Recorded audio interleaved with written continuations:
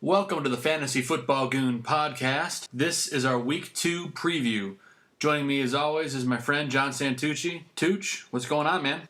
Oh, man, lots to talk about after Week 1. Some surprises, and, exciting times. A big injury, too, Week 1. David Johnson, with a dislocated wrist, expected to miss about 2 to 3 weeks. Should be having surgery very soon. Let's talk about who we need to replace David Johnson with. First off, I don't even think he's replaceable. Yeah, he was the number. He was probably every league's number one overall draft pick, and that's just it's just the worst luck for whoever had first pick. Because first of all, you in a year when you are lucky enough to get the first pick and lucky enough to pick the best player in fantasy football, it's a year when he goes down for pretty much the year. So it's just. Wide open in everybody's league. The league is up for grabs now. For sure. And in terms of replacing him on the Cardinals, first off, you got to look at Kerwin Williams. He had the majority of the carries in the fourth quarter after David Johnson went down, so I think that tells a lot. Secondly, you look at Andre Ellington, who I imagine will be involved heavily in the passing game out of the backfield. And then the Cardinals went out and they re-signed Chris Johnson today, so he may even have some goal line carries there as well. Yeah, Kerwin Williams is the guy to own first, I think. I've always liked Andre Ellington as a running back. And David Johnson, of course, he came along and kind of, Andre Ellington, was forgotten. But Chris Johnson will have to get back into the swing of things and could, like you said, see some goal line carries. That's a good call. I kind of thought he'd be like the third running back off the bench, but that's a good point, Joe. Yeah, well, it's going to be a weird offense to watch running the ball. Like we said, Kerwin Williams, probably the top waiver ad for me other than our friend here in Chicago, your favorite guy, Tariq Cohen. Yeah, the human joystick. I love his kid. I love his heart. Really exploded onto the scene Sunday, kind of unexpected. You and I saw him in the preseason because, we're Bears in Bears territory here and Bears fans. And I love this kid. I just, of course, he's splitting time with Jordan Howard. But, with the lack of receivers that the Bears have now, I think Tariq Cohen would be a great pickup if you're lucky to have a top waiver priority. But, if you won this week, you're likely not going to get your hands on him. Yeah, Tariq Cohen got drafted in 2 out of my 3 leagues. Of course, the league he didn't get drafted in is ours. But right. I expect him to be scooped up mighty quick. Yeah, and I ended up losing my games. I went up against the high scorer, of the week. Yeah. That'll happen. So I don't think I'll be able to get Tariq Cohen. I think I'm 4th in waiver priority because I had an okay week, just ran up against the high scorer. So I'm not even going to try to get Tariq Cohen because I assume he'll be gone. Well, there's other targets out there for me. What you can do is you can put in the waiver request, and then you can put in like the backup, like dropping the same guy for whether it's Kerwin Williams or Cooper Kupp, something like that, just to have the backup, like 3 options in case someone gets taken. Right. I have a couple guys in mind, too, for some targets I'd like to, get as well, and I'm always looking to upgrade, every week. I think I might have last year had the most waiver transactions in our league last year. But, yeah, I think it was close. Me and you fighting it out. Yeah, yep. Always looking to improve, week to week. And this year I ended up like streaming defenses and tight ends. So that's just where I ended up in the draft. Last year I didn't have to do that. So this year I'm predicting more waiver claims for me this year, more waiver transactions. But we'll see. Maybe I get lucky and settle on some guys. And it's a long season, so I wouldn't hit panic mode just yet. But we talked a lot about teams that are improving from Sunday's action. Let's talk a little bit about some defenses that improved. And the Jaguars and the Ravens both look pretty unstoppable out there. Yeah, the Ravens pitched a shutout, and we kind of knew that they were going to be good. We talked about their improved pass rush. They drafted two two speed rushers, in the draft, so bookend speed rush. And the Ravens have had a decent defense. Offensively, it's a little bit of a mixed bag over there. Of course, Danny Woodhead went down, and but yeah, the star of that game was definitely the Ravens, and I did not see that. I didn't see that coming. They pitched a shutout in Cincinnati, if I'm not mistaken, right? Yeah, I was not prepared for that either. And neither was I. I think I took the Bengals in that game, but yeah, I did too. So yeah. The Bengals' offensive line, I think we talked about how we didn't think they were going to be very good, and that showed up on Sunday. They sure weren't. They were pretty bad. Yeah, and I still like Joe Mixon to come out of that pack of running backs and be okay eventually. That as the team, run games usually improve as the season goes on. So I'm not super worried about that. Right now, I just like some of the other rookie running backs a little bit better right now. For sure. And speaking of the Jaguars, they also dealt with another injury as well. They lost wide receiver Allen Robinson out for the year. I believe it's a torn ACL or something like that. So with that said, Marquise Lee and Allen Hurns got to step up. That's huge too. I kind of wrote that out. I like Allen Robinson this year. I liked him to bounce back. I didn't get him in the draft, but he's so big and he's so fast. I really thought he would step up this year. It's just they are limited at quarterback with Blake Bortles. I wouldn't be surprised. Next year they have to be thinking quarterback, drafting another one. So, but yeah, Marquise Lee, I think, is probably going to be the number one receiver this season for them. I can't count out Allen Hurns because he's 2 years ago he had Robinson and Hurns had an awesome season, but Marquise Lee is I think the better talent of the two. Yeah, he didn't put up a lot of points last week, but I think their game plan is going to change moving forward. So look for Hurns and then look for Leonard Fournette to get even more involved in the passing game. Yeah, Fournette was great.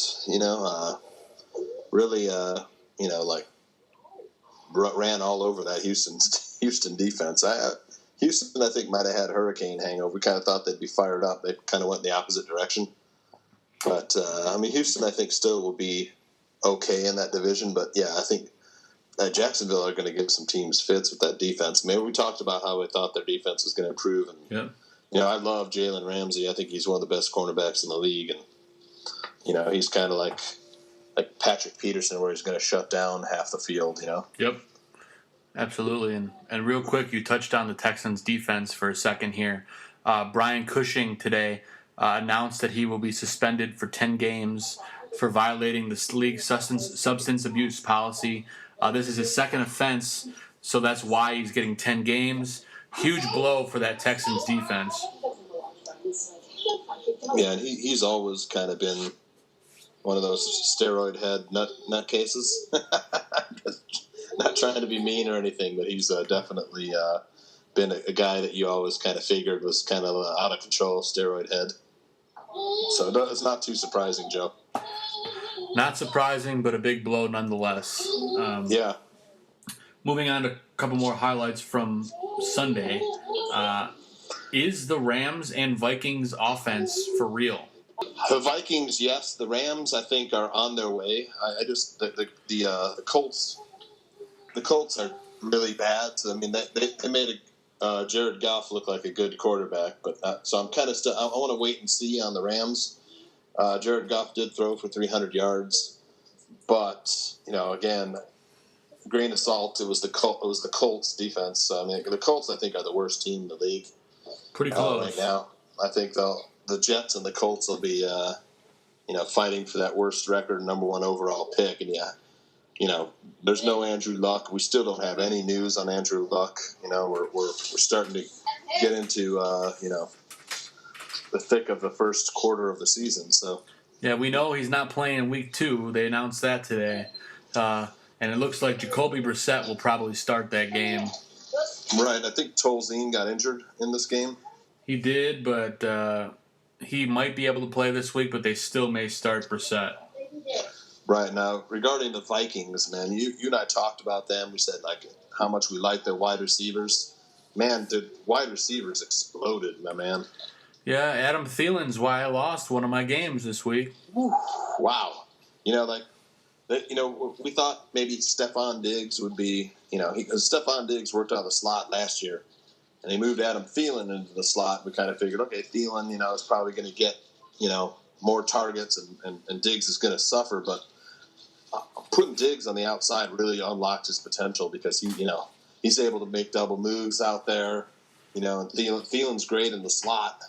So, the Vikings are kind of. I'm kind of like I'm going to make a rough comparison with the Chiefs here because they're similar. With the ball control quarterback. Yep. Rookie running back who really two really good rookie running backs in Hunt and Cook.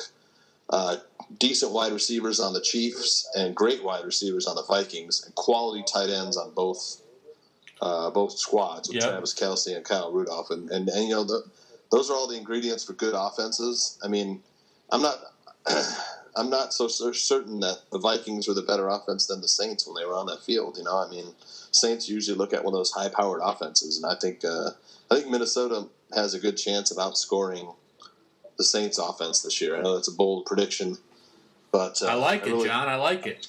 I really think Sam Bradford. He showed a lot, man. He made some excellent throws in this game. Going back and looking at the tape,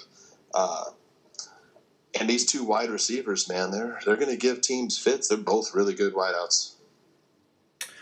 Heck yeah, man. Let's move on to our final thing from Week 1. The Seattle Seahawks offensive line.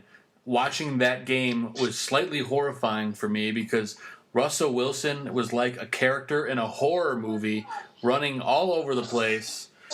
That guy was running for his life, and they couldn't block anybody. We knew they were going to be bad this season. They didn't make much of an effort to improve their offensive line like Minnesota did. I mean, Minnesota, I think they have 5 different starters on the offensive line this year. I'm not sure. I'd have to go back and look at that. But Minnesota's offensive line looked really good. The Seahawks, in spite of having a bad offensive line, one running back really stood out from that running back by committee. That was Chris Carson. I mean, he rushed 9 times, had 40 yards, and looked like the best back on the field. And Eddie Lacy was relegated to the bench. Yep. Thomas Rawls still was injured in that game, and C.J. Prosise just was there to catch some passes. But Chris Carson is a guy that I'm kind of looking at as emerging from that backfield. I think Carson's a good stash if you have room on your bench for. I think Carson will be the guy by the end of the season, kind of like I think about Foreman. I think Thursday night you're going to see a little bit more of Foreman than you saw week 1 in this Thursday night game because it's a short week. You don't want to kill Lamar Miller by giving him 25 carries. I think you're going to see 10 carries for Foreman and 15 for Miller in this game, and you're going to see how Foreman does with that little expanded role on Thursday. Yeah, I think so too, and I think that's a great segue into the Week 2 preview. First game coming up, Texans at Bengals. We both think Foreman's going to take a bigger role in this game, but let's talk a little bit about the Bengals offense and how terrible of a start that they had, and how can they rebound from that? Well, I think they have to give the ball to Joe Mixon a lot. Yep. Kind of try and build that play action where they can hit AJ Green and Tyler Eifert off play action. Try and get that aggressive Texans defense, rolling, towards the ball and try and get some positive yardage off of play action. Because the Bengals' offensive line we know is not good, and this is a game I don't know who's going to win this game. Both these teams are due to bounce back. The Bengals, I don't know what they're going to be this year. I can't see it yet.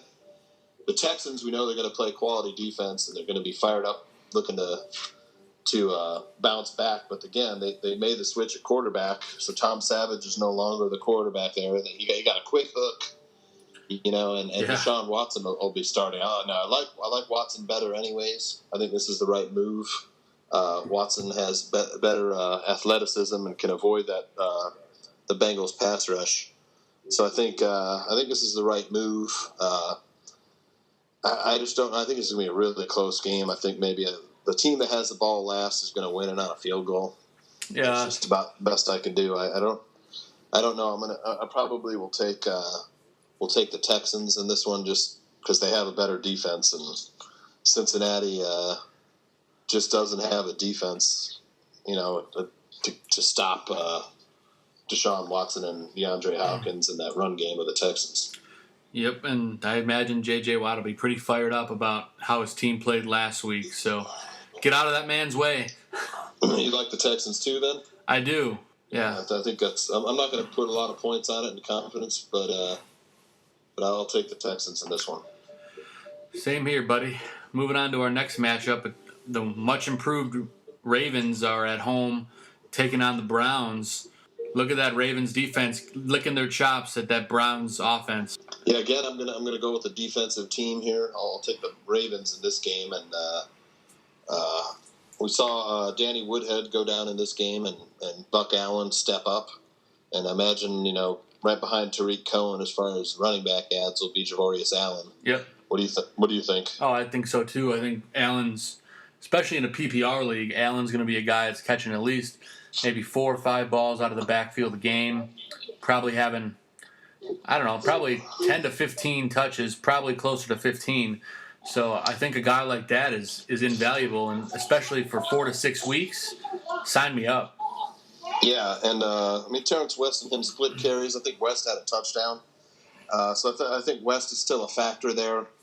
The wideouts still kind of feeling their way back, with Joe Flacco, but Flacco didn't look bad in his first game back. Yeah, we like smoking Joe, but obviously on the Ravens side of the ball, a guy that we didn't talk about too much other than one podcast, but Benjamin Watson, tight end option. I think this is the game where he's going to break out. Yeah, it didn't see the field much. I think they were going with I forget the Crockett Gilmore. Crockett Gilmore, yeah, and went with him. But I think you're right. I still like Ben Watson to emerge as the best tight end option for the Ravens. And we did see an improved Cleveland Browns team at home against the Steelers. Yeah, they were in that game the whole time. Yeah, they're not a pushover anymore. This will be a lot closer than people think. I wouldn't be surprised if Cleveland gets the upset because they do have a decent run game. They've kind of like scaled back the playbook for Kaiser. Yeah, and Kaiser, if he manages this game well against that defense, that's a big if though, because that defense is going to really throw everything at the kid. Yeah. But I think the game will be closer. I'll still take the Ravens in this one. Same here. I think Isaiah Crowell might have a good game just because of the volume of touches he's going to get, especially catching some balls out of the backfield.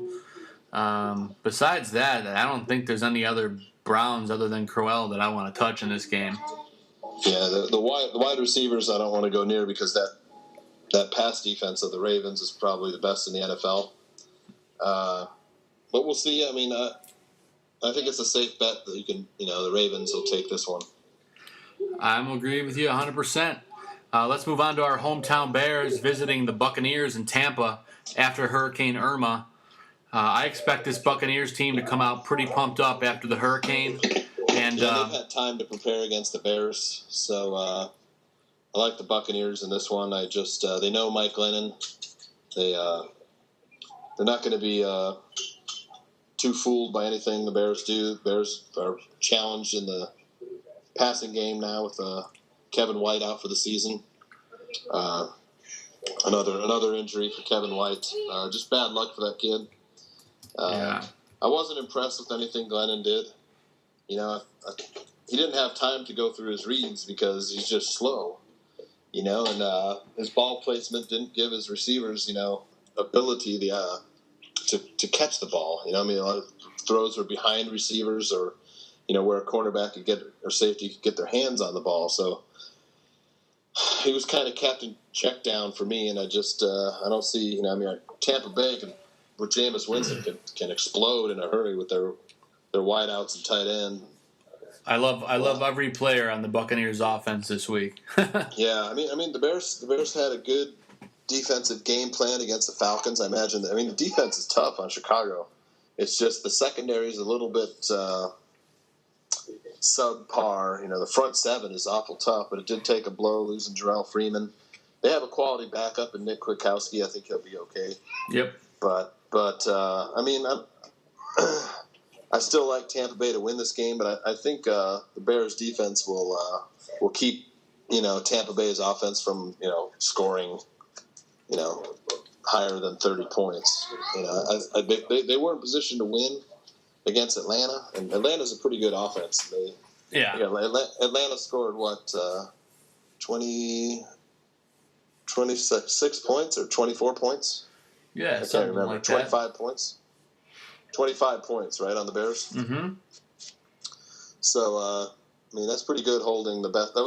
Atlanta was the number one scoring offense, I think, last year. So, holding them to 25 points is a pretty good feat for any defense, really.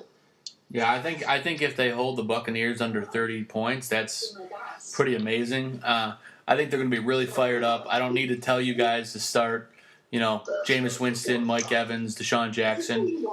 But a guy I am recommending you start is Jacquizz Rodgers, the ex-Bear going against his old team. I think that could be one of the top starts of the week that's kind of going under the radar. Yeah, I think that was a good call. Bears are tough to run on. They're a little easier to pass on, but it's a decent call with the shortage of running backs this year. He's going to catch the ball, too, out of the backfield, and we saw Tevin Coleman do some damage against the Bears with the screen pass. It's a good call. The one guy I like in this game is Cameron Brate. You saw Austin Hooper with like an 88-yard touchdown, just like going. So tight ends against the Bears so far have. I know it's early this year, but the Bears might get that tightened up. But they had some miscommunication, in the secondary last week. But they had a great game from their front seven. Just a shame that the secondary kind of blew some plays there. Yes, they did. Speaking of two teams that didn't blow plays last week, let's scoot on to our next matchup here. Vikings at Steelers. Sam Bradford versus Big Ben. Offense. Two good offenses, two good defenses. It's going to be a great matchup. I don't even know how to pick this game, John. I don't either. I'm going to take the Vikings in this one just because, I honestly, I don't know. This is a toss-up for me, man. Pittsburgh's defense has really improved, man. Their defense might be as good as Minnesota. We'll see. It's tough, and their offense is good, too. T.J. Watt looked good. Yeah, it's a tough call. I might have to go with the home team in this one just because they're home. But, man, either team could win this game, I think.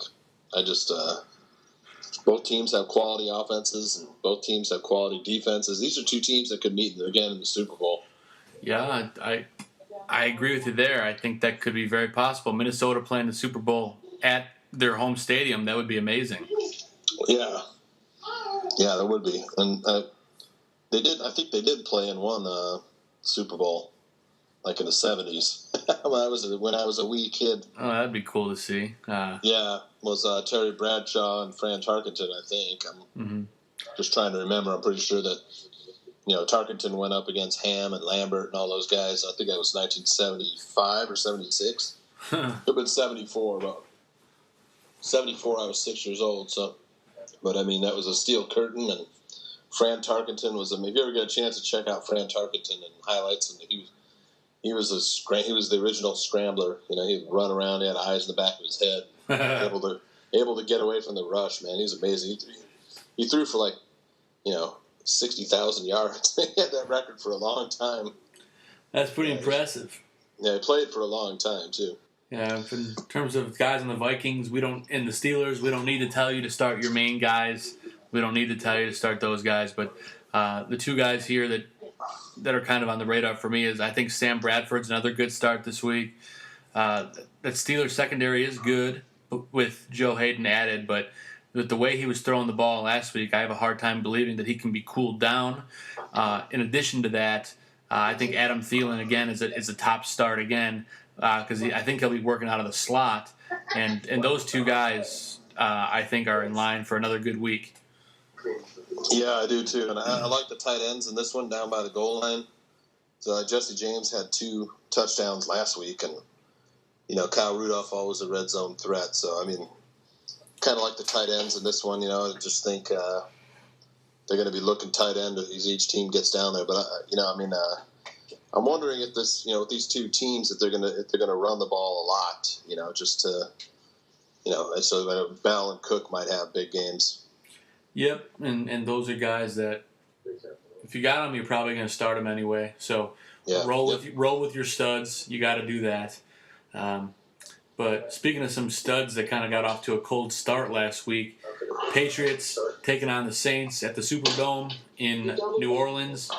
Tom Brady with a lot of fire. It's a tough game, huh, Joe? This one too. Yeah, it's a tough game. I think the Patriots are going to bounce back. I have a hard time picking against them. That Saints defense didn't look so hot the other day. On a short week, too, nonetheless. So I expect Tom Brady to have a huge game against these guys. I'll also look for Amendola if he's able to play in this game. He's still in concussion protocol. But if he's in this game, I think Amendola goes over 100 with a score. Yeah, and I'm going to take the Patriots in this one, too. Bill Belichick doesn't lose 2 games in a row often. Brady and Belichick. So I do like, the Patriots in this one. And it looks like it's going to be a shootout because, Patriots didn't play a lot of defense in the last game. They lost their middle linebacker now. So I think this will be the highest scoring game of the week. I agree. I'm sure you're with me on this one. I think, you're going to see like 60-something points scoring this one. I'll be in Vegas, and I'll probably take the over, John. Yeah, I may be giving you a 20 to lay down on that too as well. But I like this one to just be a scoring fest. I mean, all your Saints and all your Patriots, I'm loading up on this week. Yeah, and I think that Saints run game bounces back in a big way. Mark Ingram and Adrian Peterson, both good starts here. I even think Kamara is worth a start in a PPR league if you're looking for someone on a pinch or in daily fantasy. Both those guys, or all 3 of those guys, are get involved there. I think Michael Thomas also bounces back in this game. I want everything to do with this game, John. Everything. Yeah, I do too. I'd be playing Gillisley as well because he's the goal. He's a better LeGarrette Blount this year. So I don't know how we didn't see that coming. Actually you saw it coming, but I was kind of like, Gillisley. But that was in retrospect, it was an easy call. Kid's talented. I was a bit banged up. I didn't know how Belichick was going to be using him. I think it seemed to be all the reports out of New England was he was down on Gillisley. Rex Burkhead was all the talk, and Rex Burkhead kind of didn't do much. Although he's still a good player, but it's still James White and Mike Gillisley, in the main there. We'll see what Master Bill does this week. I just looked it up, and the over-under for this game is 56, so big shootout.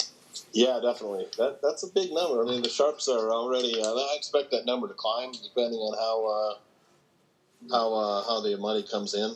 Yeah, we'll see. That's a big number, Joe. It's a big one.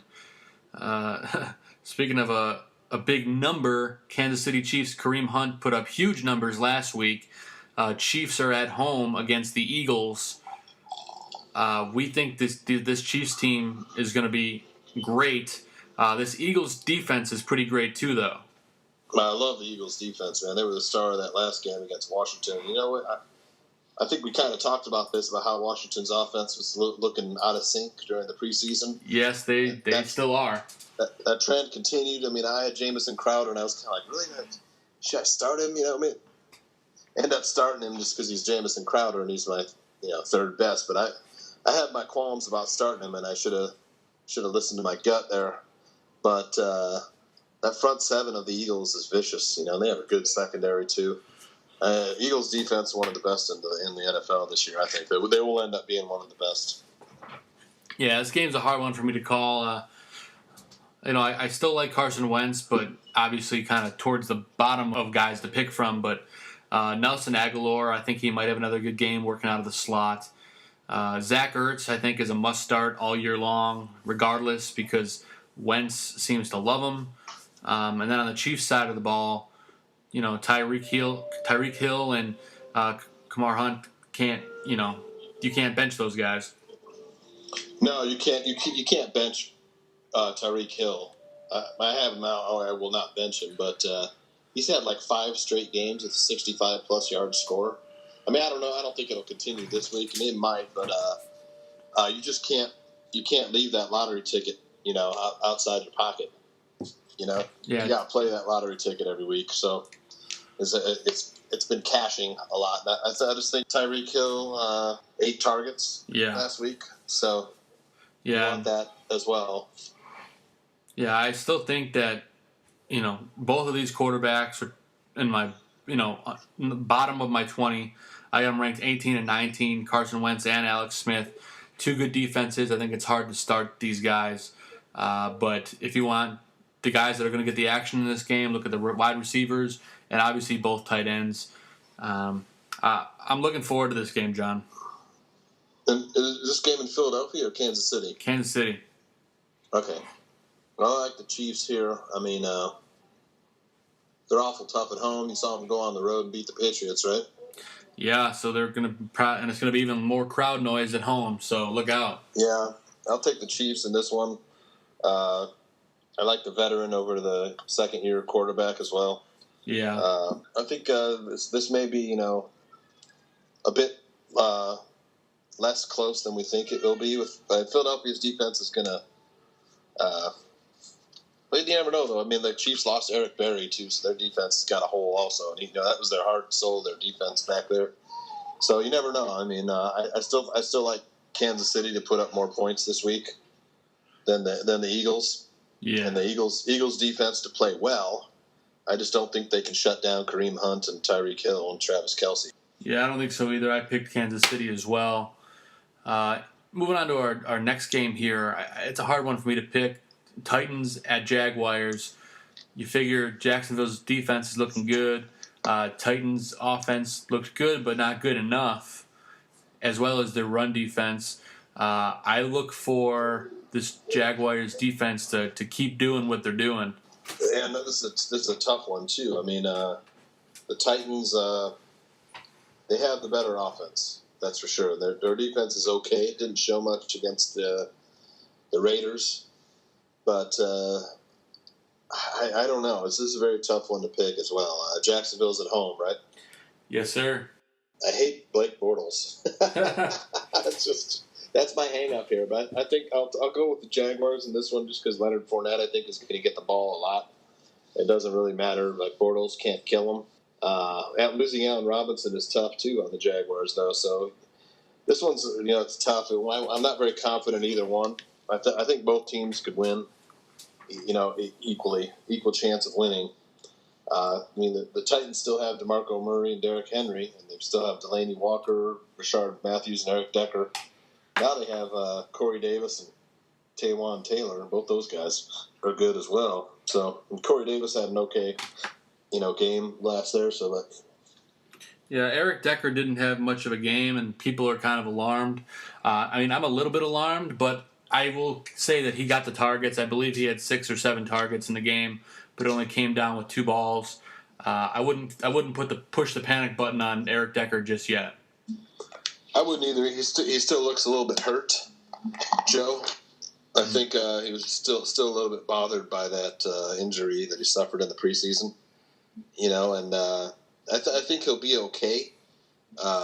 I targeted some Titans wideouts, but I didn't get any in the draft. So I like Rashard Matthews the best on there. I think he's the best receiver. Although Corey Davis has the potential to really break out. He's just big and he's a great red zone target. Mm-hmm. So I mean, this will be a tough game. I can see this game, going either way. And if one team starts, putting some points up and the other team has to play catch up, it's might get out of hand. Yeah, I think it's either close or a blowout. Yeah. Yep. Speaking of blowouts, the Colts got blown out last week, and they have their home opener against the Arizona Cardinals. I'm not going to spend a whole lot of time talking about the Colts here. I expect them to get blown out of the water again. This Cardinals offense, looked a little weak last week, but I expect them to bounce back. Carson Palmer, I think after that terrible performance last week, is going to light up the Colts. Larry Fitzgerald, to me, is a must-start, top 10 wide receiver. I look for him to just, go over 100 with at least one score. Yeah, this is probably Carson Palmer's get-well game against the Colts defense. Yeah. And with David Johnson out, Larry Fitzgerald is going to see a lot more targets because Palmer just feels comfortable with him. You could see an uptick in targets for the other wide receivers too, like John Brown and J.J. Nelson, against that weak Colts secondary. So I'm tempted to start my Cardinals in this game. I don't know if it'll be a blowout. Well, I guess we'll find out. But if they can't get it going against the Colts, they're not going to get it going against anybody. Yeah, were you surprised Marlon Mack had as many touches as Frank Gore? Yeah, I was, to be honest with you.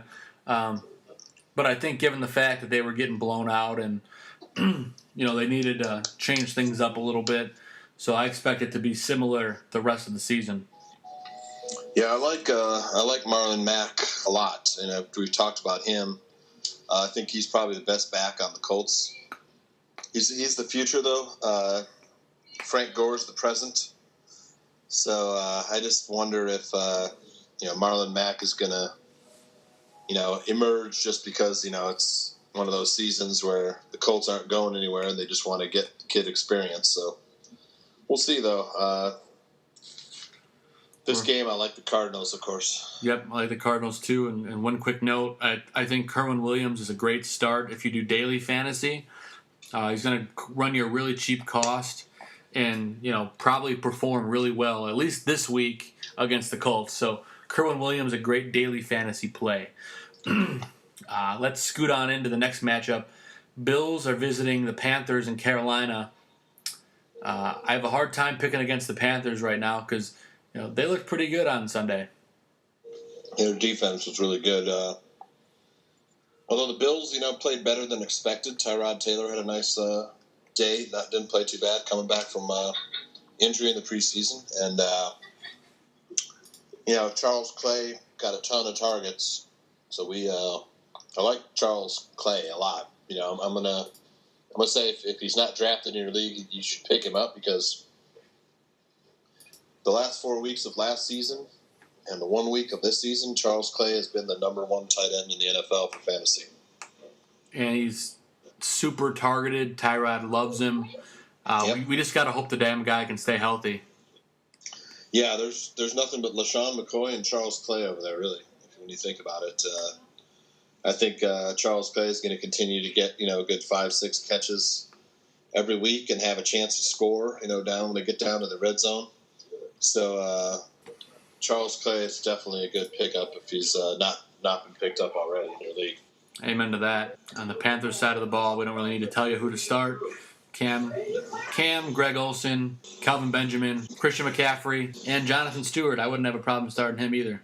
No, the two running backs of Carolina had a good day against San Francisco, but San Francisco was the worst team against the run last year, so they look improved this year. They kind of they were determined to stop Christian McCaffrey. It looked like Carolina was determined to get McCaffrey the ball, so that kind of negated the Panthers' offensive game plan. But it didn't matter because their defense really stepped it up. And San Francisco, is kind of learning the new offense under this new coaching staff. So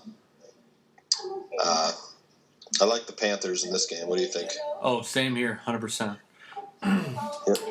Moving into the afternoon games on Sunday, the Jets are visiting the Raiders in Oakland. I foresee this being probably the biggest blowout of the week. Yeah, this is probably my lock of the week. I'll take the Raiders in this game. They just looked really good last week, man. They went into Tennessee and blew out the Titans. Offensive line looked great. Derek Carr had forever to throw. The running game looked fantastic with beast mode. He looked like he's a guy that had a year off and, looked rejuvenated, breaking tackles like usual. Yeah. Didn't get in the end zone, did he? But no, he did not. But man, he was punishing the Titans defense.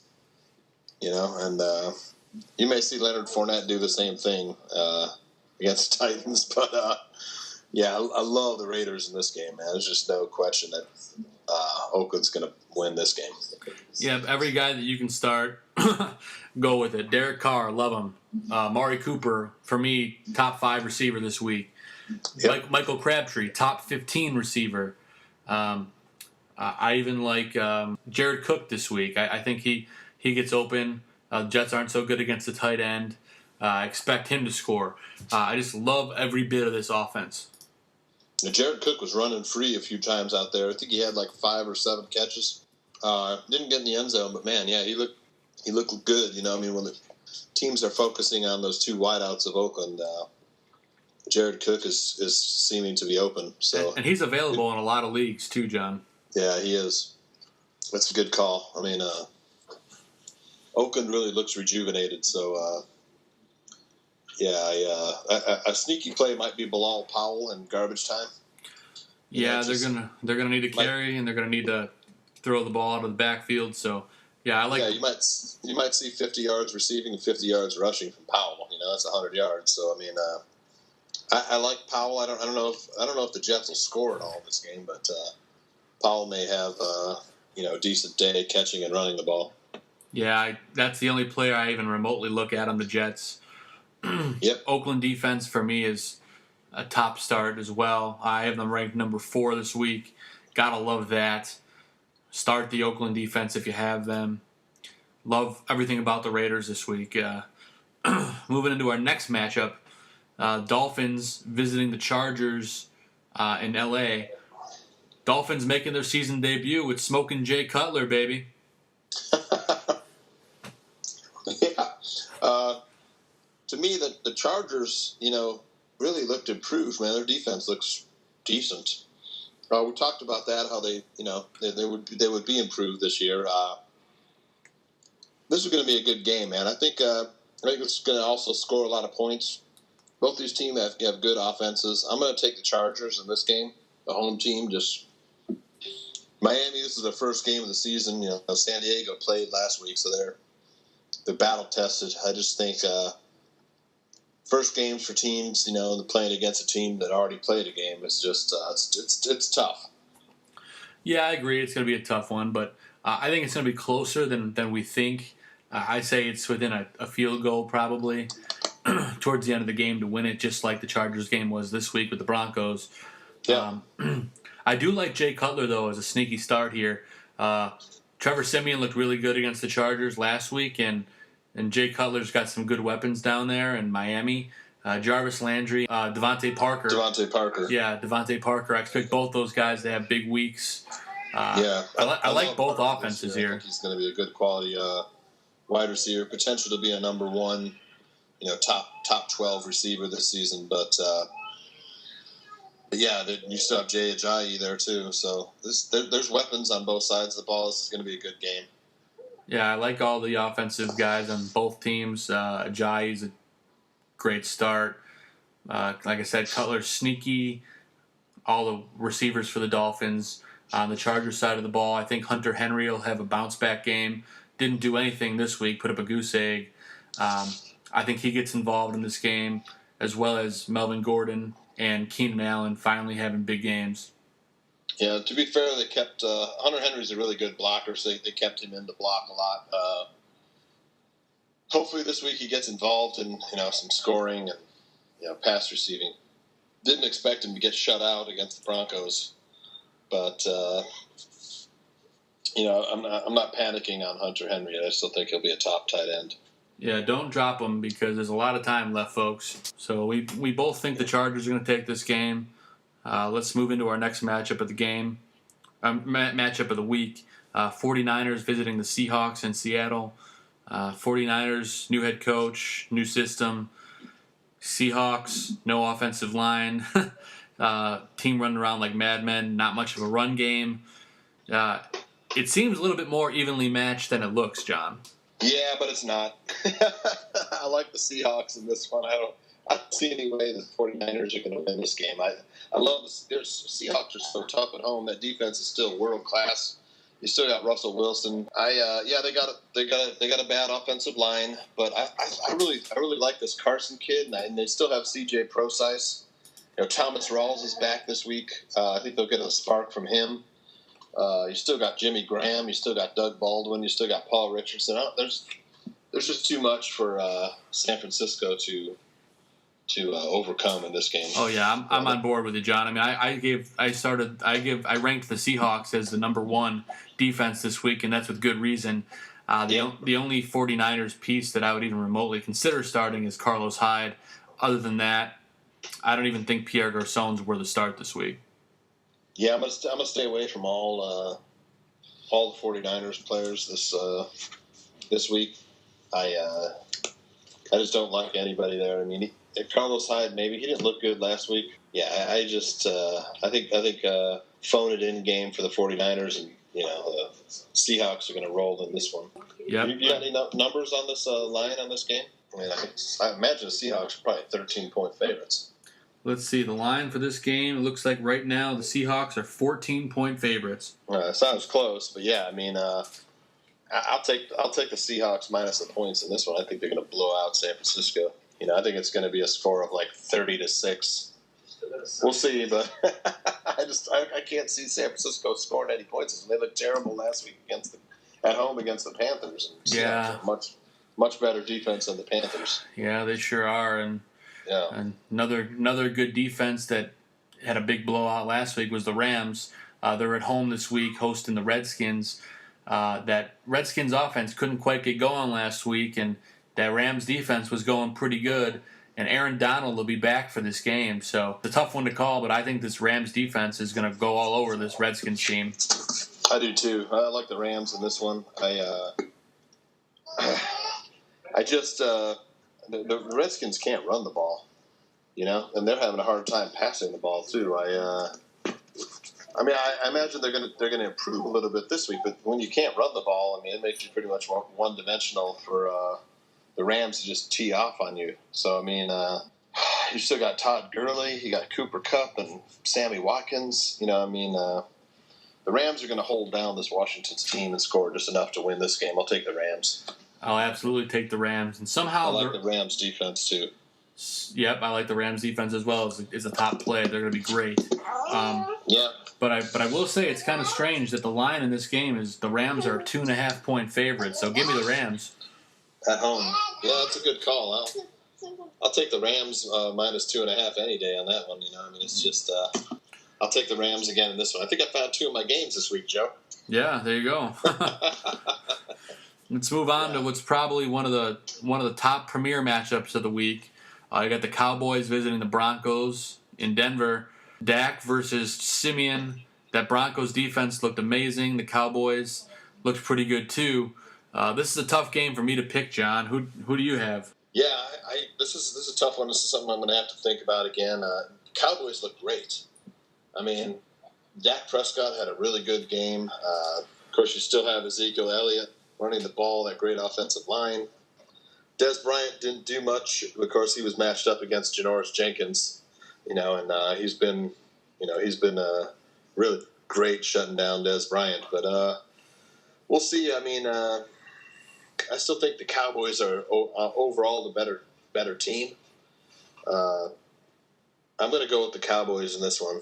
I just think I really liked what they've done on their defense too, and I mean, Denver should keep it close, but I think the Cowboys are going to end up pulling away in the fourth quarter. I'll probably take the Cowboys by 3 to 6 points in this one. Yeah, I think so too. The Cowboys are currently 2.5-point favorites in Vegas. I like the Cowboys in this game. I think Zeke Elliott has a big game. Dak, I think, will do. I think they're going to focus more on the run game because the Broncos secondary is so good. Look for Zeke Elliott to kind of have a real good game. Cole Beasley working out of the slot. I think he'll have a nice game again.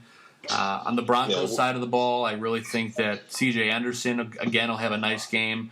and then obviously Emmanuel Sanders and Demaryius Thomas. Outside of that, I don't think I'm starting anybody else. The Cowboys really impressed me last week, Joe. I just think that you can run on Denver. I mean, they stopped the pass. This is kind of the opposite of the Green Bay. Green Bay stopped the run so good they moved past on them. Well, Denver stops the pass so well, everybody runs on Denver, so they haven't inflated a bad run defense. But you're talking about the strength of Dallas is running the ball, and the weakness of Denver is stopping the run. So that's why I like Dallas in this one. Yeah, the Zeke Elliott is a great start this week. Of course, even in daily fantasy, I think he might be a good play. I'm sure he's expensive, but he's worth it. I ranked him at number 7 just because there's some guys with some better matchups in my opinion, but I still think he's a top 10 play this week. If you got him, you got to start him. 100 yards and 2 touchdowns, I'm going to say right now. Yeah, I wouldn't be surprised. 111, 2 touchdowns. There's my call. All right, we'll go play back the tape next week.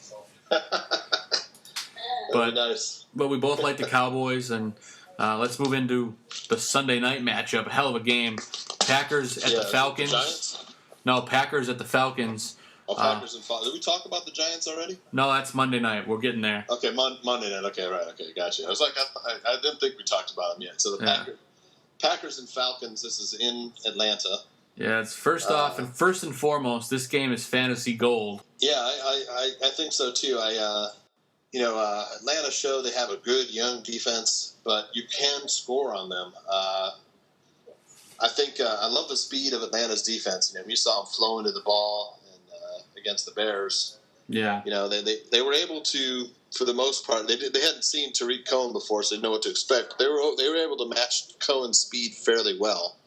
Of course, on Green Bay, you have Ty Montgomery, and he just looked amazing last week. He looked strong. He looked fast. I liked Jamal Williams initially, but I don't think Jamal Williams is going to get much playing time if Ty Montgomery keeps playing this well and stays healthy. Yeah, it's a hell of a toss-up here. It's going to be an offensive explosion, I think, this game.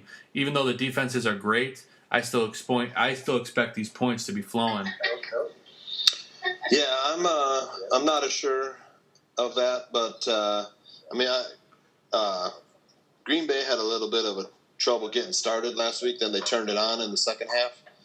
They like to run the ball with those 2 running backs, but Green Bay really stops the run well. So as far as passing, I think both quarterbacks are going to throw for 300 yards in this game. Oh, I agree. The teams are not going to run as much. I think you're going to see this be like a really good air game for the passing game this week. I like both quarterbacks this week. Both of them are in my top 5, by the way. Yeah, so I like probably this is a tough game to call. So I can't go.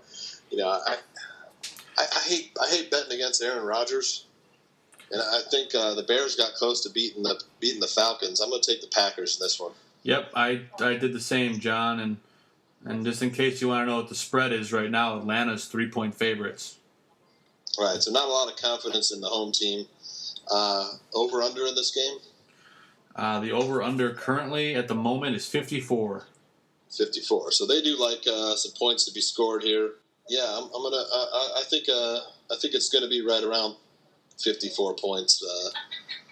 That's a good call. It's a hard one for me to see. I still like the Packers in this one. I just think Green Bay is overall the better team. Yeah, I think so too. I still think I think that Julio and Jordy Nelson are both top 5 wide receivers in this game. I think they're both going to go off, have humongous days. Both probably go over 100 yards with at least 1 score. I also think Ty Montgomery has a huge game against the Falcons. I think he's going to get open by catching some passes and running. And I think he's going to have 2 touchdowns and over 100 yards receiving. Yeah, it's a good call. I also like the tight ends in this game. The running backs on the Falcons, I don't think will have that great of a game. If they get close, they may be able to punch it in, but I don't see them rushing for 100 yards either, Freeman or Coleman. Not against the Packers defense. Yeah, I don't think so either. I think the run game you want is the Packers, and the pass game you want every piece of it you can get. Yeah, definitely. You want a piece of the air assault this week of this game. Oh, yeah. Can't wait to watch that. And then let's move into our last matchup, Monday night. The Lions are going into New York to visit the Giants.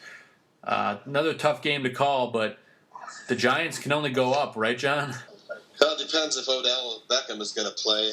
I still don't know if he is. The Giants looked lost without him last week. Of course, they can't run the ball. Well, Perkins didn't look terrible. It's just the Giants' offensive line is probably one of the worst in the league. I like the debut of Evan Ingram. He had a decent game for a rookie debut for a tight end. Yeah. Brandon Marshall. Eli did not really even look his way much. Sterling Shepard, I think, was the better receiver, for the Giants. But man, like I said, that Cowboys defense, I really like what they did on defense. Rod Marinelli and crew really confused Eli. They were all over him.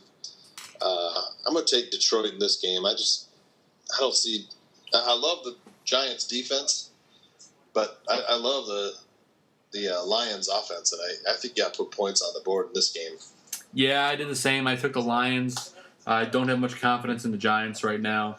Don't have a lot of points on them to win in our confidence thing, but I still think the Lions take this game. Currently, right now in Vegas, the Giants are 3.5-point favorites, but that's not a lot of confidence in the home team. It all depends on if Odell plays or not. If Odell plays, I'm definitely taking the Lions. If he doesn't play, I'm definitely taking the Lions. But I just like the Lions a little bit better in this game. Giants are notoriously slow starters in the seasons past. They just haven't gotten off to those good starts. They usually having to come from behind during the season. So I'm not impressed by the Giants. Yeah, I'm not either right now. Hopefully they can change our minds, but right now, not quite. When Odell Beckham comes back, we should revisit this again because, he's been the best fantasy wide receiver, as far as consistent past 3 years. He's had over a dozen touchdowns and over 1,300 yards. So, yeah, he's unreal. He's unbelievable. Just that high ankle sprain really concerns me. Those are tough to overcome during the season. He's already missed one game. It's why I didn't draft him. I had the chance to draft him, and I just said, high ankle sprain, what am I getting, Yeah, well, he fell to me at number 10. I had no choice. Yeah, what are the latest reports on Odell? They're not really saying much, but he did kind of grab headlines because last week he was able to do a dance-off with Russell Westbrook, but he was well enough to dance, but he couldn't play in the game. So kind of making a fool out of himself. I expect the Giants front office to have a discussion with him, and along with that, I think he's going to play this week. Giants are kind of in desperation mode right now, even though it's only one game, but they looked really bad. Yeah, and they can't run the ball. We'll see, though. If Odell plays, it's going to be a lot closer game. Yeah, I think so, too. Yeah, again, this is a game I might put 1 point on. Yeah, confidence.